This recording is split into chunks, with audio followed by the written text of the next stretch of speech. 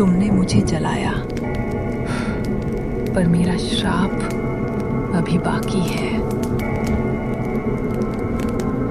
जिसे तुमने मिट्टी समझकर जला दिया, वो आग से नहीं डरती। वो आग में जन्मी है, अब लौटेगी अपने बदले के लिए।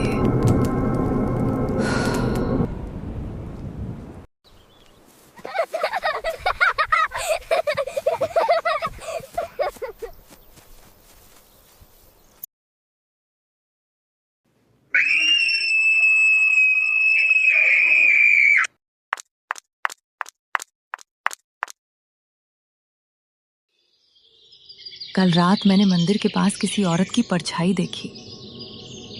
वो जल रही थी, पर चल रही थी।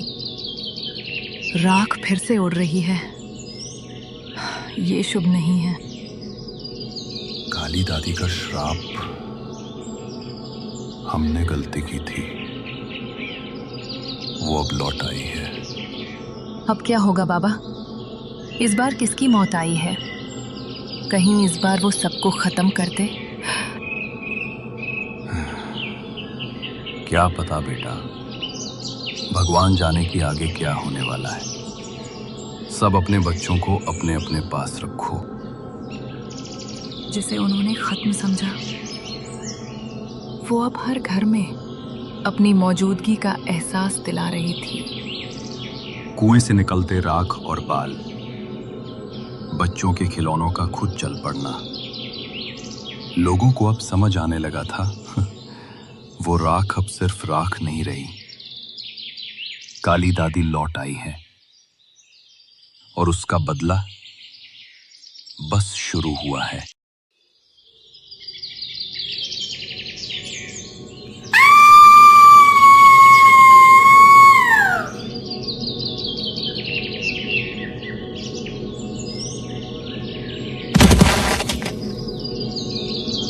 अरे बाप रे, ये क्या है?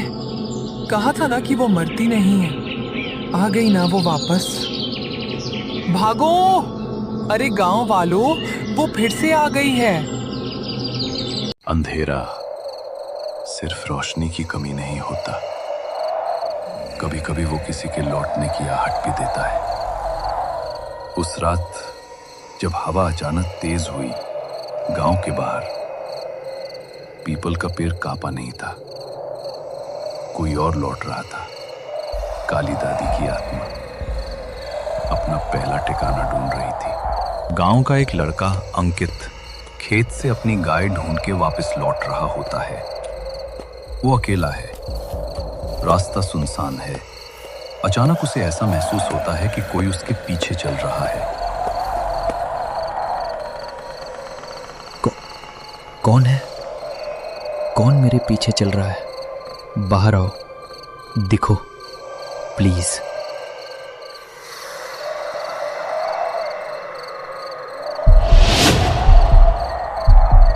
अंकित, तुम अकेले नहीं हो। तुम्हारी सांसें मेरी है। कौन है? तुम्हें मेरा नाम कैसे पता है? कौन है? तुम मुझे छोड़ दो प्लीज।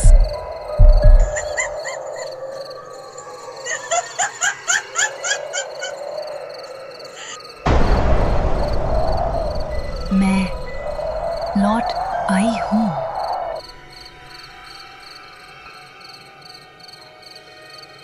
उस रात कब्जा होने के बाद अंकित बहुत धीरे धीरे अपने घर की तरफ बढ़ रहा था। उसकी चाल इंसानों जैसी नहीं, जैसे किसी और के इशारे पर चल रहा हो। घर बिल्कुल शांत था। ट्यूबलाइट बस हल्की हल्की टिमटिमा रही थी। और जैसे ही अंकित ने दहलीज पार की, दरवाजा अपने आप धड़ाम करके बंद हो गया। तुम्हें पता चल गया ना, मैं आ गई हूं। अंदर उसकी माँ सरिता और बहन रिया बैठे थे। दोनों चौंक गईं, क्योंकि अंकित में कुछ बहुत बदल चुका था। सरिता ने कांपती आवाज में पूछा, अंकित बेटा, ये कैसी हालत है तुम्हारी? लेकिन अंकित बस घूर रहा था दीवार की ओर। रिया धीरे धीरे उसके पास आई। उसने भाई का हाथ पकड़ा और बोली, भैया, तुम ठीक तो हो ना? प्लीज कुछ बोलो। लेकिन अंकित की सांसें भारी हो चुकी थीं और उसकी आंखों में एक अजीब सी काली चमक थी। जैसे ही रिया उसके पास खड़ी हुई, उसके पीछे की दीवार पर एक परछाई उभरी। एक जली हुई, झुलसी हुई, एक बूढ़ी औरत की परछाई। हाँ, वही काली दादी थी। रिया ने डर कर चीखा और उसी माँ, ट्यूबलाइट दीवार जोर से देखो। टिमटिमाई और फिर चटाक फट गई। पूरा घर अंधेरे में डूब गया और सरिता भगवान का नाम लेने लगी। हे राम, ये क्या हो रहा है हमारे घर में? लेकिन अंधेरे में अंकित की आवाज बदल चुकी थी। वो रिया के बिल्कुल पास आया और उसके कान में फुसफुसाया, मुझे जलाया था ना तुम सबने? रिया डर के मारे पीछे गिरी। सरिता चीख उठी और तभी दीवार पर नाखून के निशान अपने आप बनने लगे। पूरे घर में चीजें अपने आप गिरने लगी। अलमारी खुल गई, रसोई से बर्तन गिरने की आवाज आने लगी और कमरे का तापमान अचानक इतना गिर गया कि रिया की सांसें भी धुंध बनने लगी। फिर अंकित ने सिर उठाया और उस आवाज में बोला जो इंसानी नहीं थी, मेरी राख अभी ठंडी नहीं हुई। उसकी काली आंखों की चमक कमरे को चीर रही थी और जब उसने खिड़की की तरफ देखा तो बाहर अंधेरे में दो जलती हुई आंखें उससे मिलने को तैयार खड़ी थीं। काली दादी लौट चुकी थी और ये बस शुरुआत थी। अंकित में काली दादी का कब्जा बढ़ चुका था, लेकिन उन दोनों, उसकी मां सरिता और बहन रिया को अब भी इस बात का एहसास नहीं था कि असली डर अभी घर में आया ही नहीं था। ट्यूबलाइट फटने के बाद पूरा घर अंधेरा पड़ा था। सिर्फ खिड़की से आती थोड़ी सी चांदनी कमरे में काली काली परछाइयां बना रही थी। रिया की आवाज। रिया बहुत डरी हुई थी। वो कांपते हुए जमीन से उठी और अपने भाई अंकित को ढूंढने लगी, जो अभी कुछ ही सेकंड पहले उसके कान में कुछ भयानक कहकर गया था। रिया की आवाज कांप रही थी। माँ, भैया, कहाँ हो? प्लीज बाहर आओ, मुझे डराओ लेकिन मत। उसके जवाब में सिर्फ खामोशी थी और एक अजीब सी सिसकती हुई हवा। रिया ने लालटेन उठाया और घर के अंधेरे में घूमने लगी। दीवारों पर बने ताजा नाखून के निशान उसे और डराने लगे थे। जब उसने कोने की तरफ रोशनी डाली तो उसे कुछ पल के लिए लगा जैसे वहां कोई खड़ा था, एक झुका हुआ, जला हुआ सा अंधेरा आकार। रिया, कौन है? कौन है वहां? लेकिन रोशनी वहां पहुंचते ही वो आकृति गायब हो चुकी थी। रिया ने दिल संभाला और मां को आवाज दी, माँ, कृपया मेरा हाथ पकड़ो। लेकिन सरिता भी कहीं नहीं थी। पूरा घर जैसे किसी और के कब्जे में था। तभी रिया ने ऊपर से आवाज सुनी, छत पर कुछ खुरचने की आवाज, जैसे कोई नंगे हाथों से लकड़ी तोड़ रहा हो। रिया कांपती हुई धीरे धीरे सीढ़ियां चढ़ने लगी। ऊपर जाते हुए वो फिर बोली, भैया, माँ, कोई मुझे जवाब क्यों नहीं दे रहा? लेकिन तभी छत के बिल्कुल कोने में लालटेन की रोशनी पड़ी और उसने देखा एक बूढ़ी औरत, पूरी काली, जली हुई झुलसी त्वचा, लंबे सफेद उलझे बाल और आंखें लाल आग की तरह चमकती हुई। रिया चीख भी नहीं पाई, उसका गला जैसे जम गया था। वो बूढ़ी औरत धीरे से सिर उठाती है। तुमने मुझे जलाया था, अब मेरी बारी है। उसने उसने लालटेन गिरा दिया और जैसे ही उसने पीछे मुड़कर भागने की कोशिश की, काली दादी अचानक छत की दीवार पर चढ़कर उसकी ओर झपट पड़ी। रिया चीखी, माँ बचाओ, लेकिन उसकी आवाज घर की चारों दीवारों में बस गूंज बनकर रह गई। रिया की आंखों के सामने उसका घर, उसका परिवार और खुद उसका जीवन धीरे धीरे अंधेरे में डूबने लगा था, क्योंकि उस रात काली दादी पूरे रूप में घर आ चुकी थी। रिया छत पर खड़ी चीख रही थी। काली दादी उसके बिल्कुल सामने थी, उसकी ओर रेंगती हुई, जैसे कोई मरा हुआ साया जिंदा होकर वापस आ गया हो। और तभी अंधेरे में से एक परछाई आगे बढ़ी। वो अंकित था, लेकिन उस पल रिया को महसूस हुआ कि सामने खड़ा लड़का उसका भाई नहीं, कुछ और ही था। अंकित की आंखें अब पूरी तरह काली हो चुकी थी, चेहरा जमीन की मिट्टी से भरा और होठों पर एक अजीब खिंची हुई मुस्कान। रिया कांपते हुए बोली, भैया तुम ऐसे क्यों दिख रहे हो? लेकिन अंकित की आवाज अंदर से दो परछाइयों की तरह आई। भैया नहीं। अब मैं उसका हूं, मेरी दादी मुझे लेने आई है। रिया के पैरों के नीचे जैसे जमीन हिल गई। अंकित धीरे धीरे उसकी तरफ बढ़ा। उसकी चाल इंसानों जैसी नहीं थी, हड्डियां टेढ़ी, गर्दन झुकी और कदम ऐसे जैसे रस्सियों से लटकाया गया हो। काली दादी पीछे से झपटकर दीवार पर चढ़ी और रिया की गर्दन तक आते आते रुक गईं। उनकी फटी आंखें हर सेकंड रिया की सांसें खींच रही थीं। आज पूरा हिसाब होगा। तुम लोगों ने मुझे जलाया, अब तुम्हारा घर जलेगा। रिया पीछे हट रही थी, लेकिन अंकित ने उसका हाथ पकड़ लिया। उसकी पकड़ इंसान जैसी नहीं, बर्फ जैसी ठंडी और लोहे जैसी मजबूत। रिया दर्द से चीख उठी। छोड़ो मुझे। काली दादी ने अपना लंबा काला हाथ फैलाया, जो धुएं की तरह हवा में लहराता रिया की गर्दन तक पहुंचने वाला था। जैसे ही काली दादी का हाथ रिया की गर्दन को छूने वाला था, नीचे से किसी ने जोर से जय माता दी चिल्लाया। उस आवाज से काली दादी पीछे हट गई और अंकित की आंखों से का धुआं निकलकर हवा में बिखर गया। रिया ने राहत की सांस ली, लेकिन उसे पता नहीं था ये तो बस बचत थी, असली हमला अभी बाकी था। नीचे से आई जय माता दी की आवाज ने कुछ पल के लिए काली दादी को कमजोर कर दिया, लेकिन कहानी यहीं खत्म नहीं हुई थी। रिया जैसे ही छत से नीचे भागी, घर का माहौल और भी खतरनाक हो गया। रिया वहां से भागकर सीढ़ियां उतरने लगी।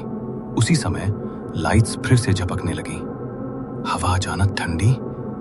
रिया वन ने डरकर पीछे देखा, अंकित गायब था।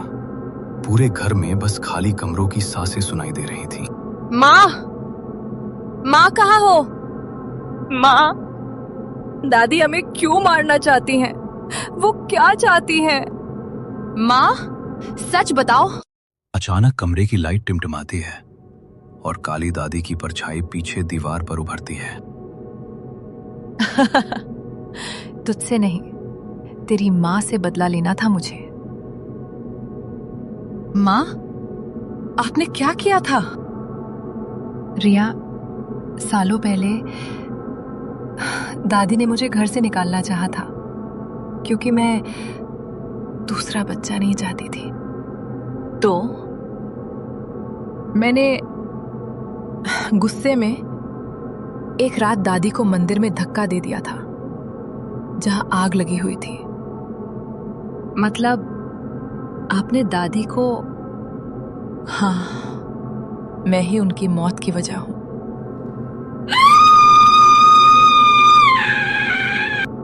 और अब मैं तेरा पूरा घर जलाऊंगी।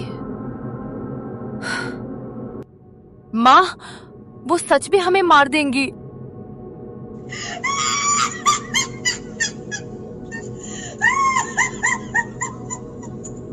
पहले माँ, फिर बेटी।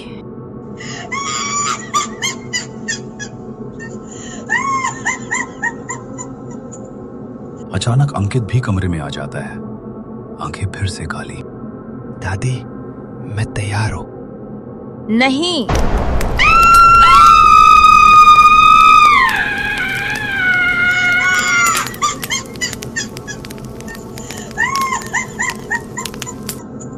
रात अपनी आखिरी सांसें गिन रही थी और उसी अंधेरे में काली दादी की परछाई और भी ज्यादा खूंखार हो चुकी थी। अभय और राधिका ने सोचा था कि मंदिर में उसे हमेशा के लिए खत्म कर दिया, लेकिन बुराई जब लौटती है तो पहले से 10 गुना ज्यादा भयानक होकर आती है। आज इस घर में एक ऐसी लड़ाई होने वाली थी जो सिर्फ जान नहीं, आत्मा की भी परीक्षा लेने वाली थी।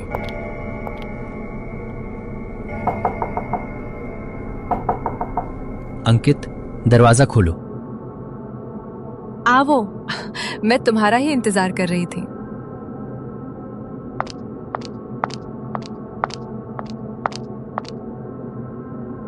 तुमने सोचा मुझसे बच जाओगे?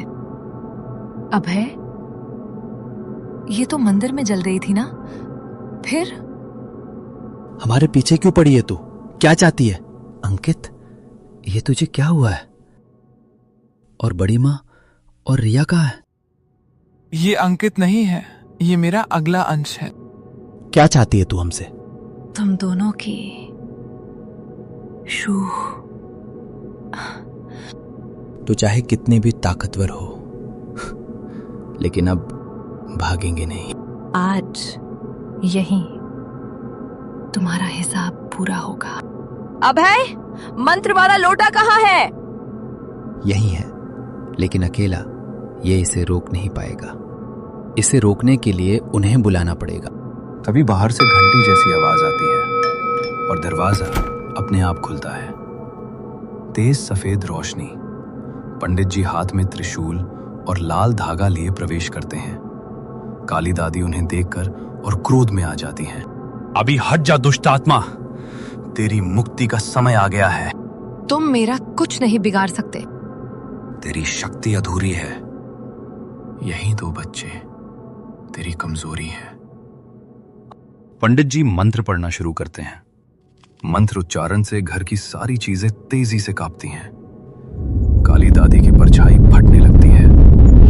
चेहरा भयानक रूप लेता है और एक भयानक आग में काली दादी और अंकित समा जाते हैं। ये खत्म हो जाएगा राधिका, अभी। जा, नर्क में जा। और जैसे ही आखिरी धुआं हवा में बिखर गया,